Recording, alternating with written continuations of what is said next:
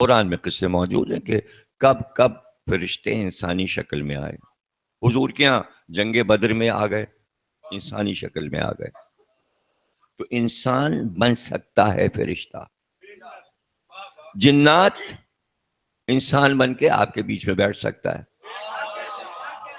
لیکن نو الگ ہے. اب پہچان کیا ہے؟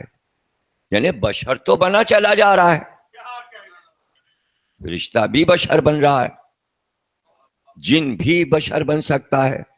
جب بشر کی شکل میں آ گیا تو کوئی فرق ہی نہیں، جیسے آپ ویسے ہی وہ بھی نظر آ رہا ہے، ویسے ہی جن بھی نظر آ رہا ہے، فرشتہ بھی آپ جیسا نظر آ رہا ہے، آپ اس کے جیسے نظر آ رہے ہیں، وہ آپ جیسا نظر آ رہا ہے. لیکن اگر آپ یہ چاہیں کہ وہی فرشتہ جو انسانی شکل میں آیا ہے، تو آپ کہیں تو بڑا اچھا نوجوان ہے، اپنی بیٹی کی شادی اس سے کر دو. دیکھیے ہے انسان دیکھنے میں، شادی نہیں ہو سکتی. یعنی انسان کی لڑکی کی شادی فرشتے سے نہیں ہو سکتی. جنات مرد بن کے آ جائے، انسان کی بیٹی کی شادی جنات سے نہیں ہو سکتی. اور جنات کی عورت اگر عورت بن کے آئے تو مردوں سے شادی نہیں ہو سکتی. نو الگ. تو نو الگ ہونے کی دلیل یہ ہے کہ شادی نہیں ہو سکتی. چونکہ انسانوں سے جانوروں کی نو الگ ہے، اس لیے بندریا سے آپ کی شادی نہیں ہو سکتی، اور بندر آپ کا داماد نہیں ہو سکتا، اور گدھے کو آپ داماد نہیں بنا سکتے. ہے اللہ کی مخلوق، نو الگ الگ ہے. ان کا بھائی یہ تو آپ یار آپ یہ مذاق کر رہے ہیں، ہنسانے والی باتیں کر رہے ہیں، کوئی دلیل ڈھنگ کی دیجئے تو ہم بات سمجھیں. بھائی سارے انسان ایک نو ہیں، بھلے وہ کافر ہو، مشرک ہو، یا کلمہ گو مسلمان ہو. ہے نو ایک. نو ایک ہے، یہ نہیں کہ کافر کی نو اور مشرک کی اور یہودی کی اور عیسائی کی اور مسلمان، یہ سب ایک ہیں. پہچان شادی ہو سکتی. بھائی اب تو مذاق نہیں کر رہا ہوں نا. یہودی لڑکی سے مسلمان شادی کر سکتا ہے، عیسائی لڑکی شادی کر سکتا ہے. کتنی گنواؤں تاریخ میں، کتنی شادیاں گنواؤں، ہوئی ہے نا. خود نبی نے کی، ہوئی نا، ہو گئی شادی.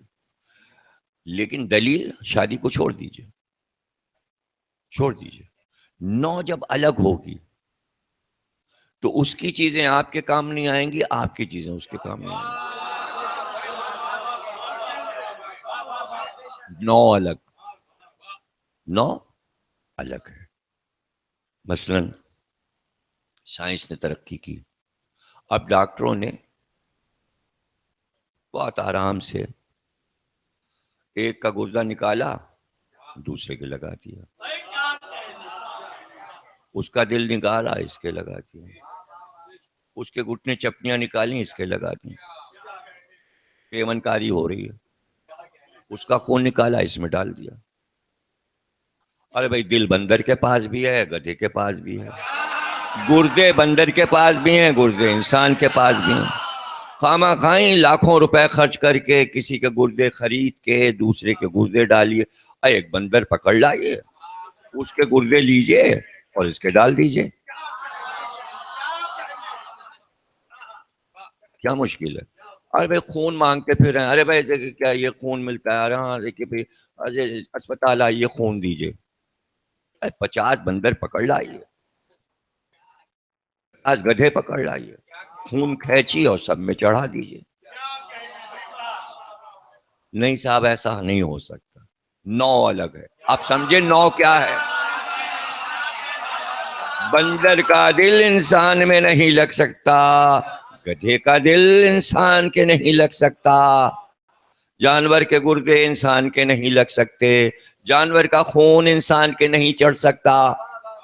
خون اس کے پاس بھی ہے، دل اس کے پاس بھی ہے، خون اس کے پاس بھی ہے، دل اس کے پاس بھی ہے، گردے اس کے پاس بھی ہیں، گردے اس کے پاس بھی ہیں۔ آپ یہ کہہ رہے ہیں نبی ہمارا جیسا نظر آ رہا ہے، لیکن نہ آپ کے گردے اس کے کام آئیں گے، نہ نبی کا گردہ آپ کے کام، نہ آپ کا خون اس کے کام آئے گا، نہ اس کا خون آپ کے کام آئے گا۔ اس کی نو کا ہو تبھی خون کام آئے گا، اس لیے کہ خون چیک کیا جائے گا۔ اور جب نبی سے کہا جائے گا دین کو خون دے دو، تو نبی پورے کافروں مشرکوں سے خون نہیں کہے گا حسین منی وانا من الحسین۔ اب دنیا پریشان ہے، دنیا پریشان ہے کہ 72 ہی شہید کیوں؟ یہ لفظ 72 کیوں؟ اس لیے کہ جب حسین کو اللہ نے نوری پیکر سے ارادہ کیا کہ جسمانی پیکر میں بھیجا جائے، چونکہ نو حسین کی الگ ہے، انبیاء سے بھی افضل والی نو ہے۔ تجلیت الہی افضل ہے سورج سے، سورج مادہ ہے، تجلیات الہی مادہ نہیں ہے۔ چونکہ آپ مادہ ہیں تو سورج مادہ ہے، سورج دیکھ سکتے ہیں، سورج کی نو اور ہے اور اللہ کے نور کی نو الگ ہے۔ آپ پہلے نور بنے تب وہ نور دیکھ سکتے ہیں، اس لیے 14 نے اس کا نور دیکھا کسی اور۔ اچھا آپ کہیں گے کہ بھائی کوئی دلیل؟ اگر اللہ کی تجلیات نظر آتی تھیں اور سب دیکھا کرتے تھے تو پھر موسیٰ نے کوہ طور پہ جا کے کیا کہا؟ دکھا۔ اس کے معنی تجلیات الہی کو موسیٰ نے بھی نہیں دیکھا،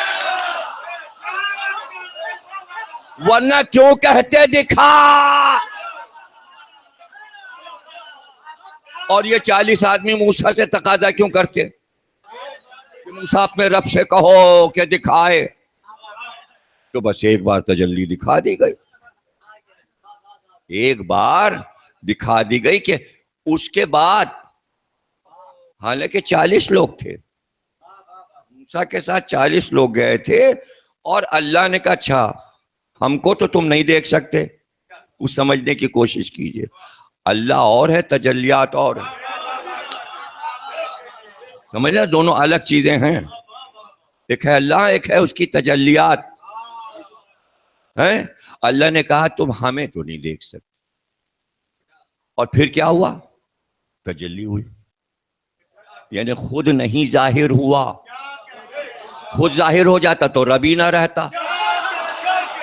اللہ نے کہا میں تجلی دکھاؤں گا، تو قرآن نے اسے تجلی ہی کہا۔ اب جب کوہ طور پہ تجلی ہو گئی اور موسیٰ نے بھی دیکھ لیا تجلی اور ان 40 نے بھی دیکھ لیا اور بے ہوش ہو گئے۔ اب یہ بتائیے یہ واقعہ قرآن میں ہے، توریت میں ہے، انجیل میں ہے، تاریخ میں ہے۔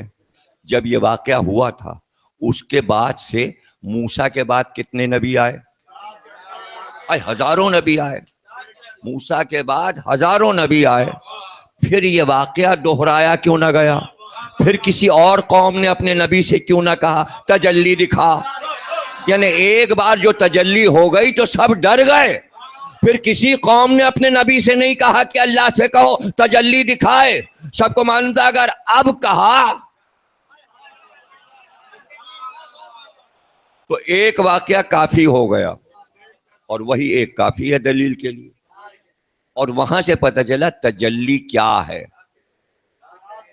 اچھا اس کے بعد اب یہ کہ تجلی ہو گئی تو روز ہوتی رہے؟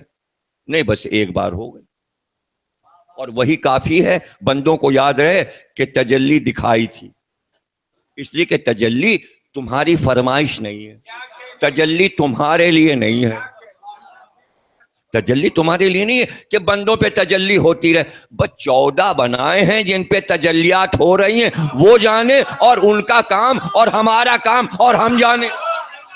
اب وہ تجلیات کیا ہیں؟ تو جو اللہ بندوں میں اپنی صفات تقسیم کر سکتا ہے، وہ بذریعہ تجلی اپنی اصل صفات کو بندوں میں اتار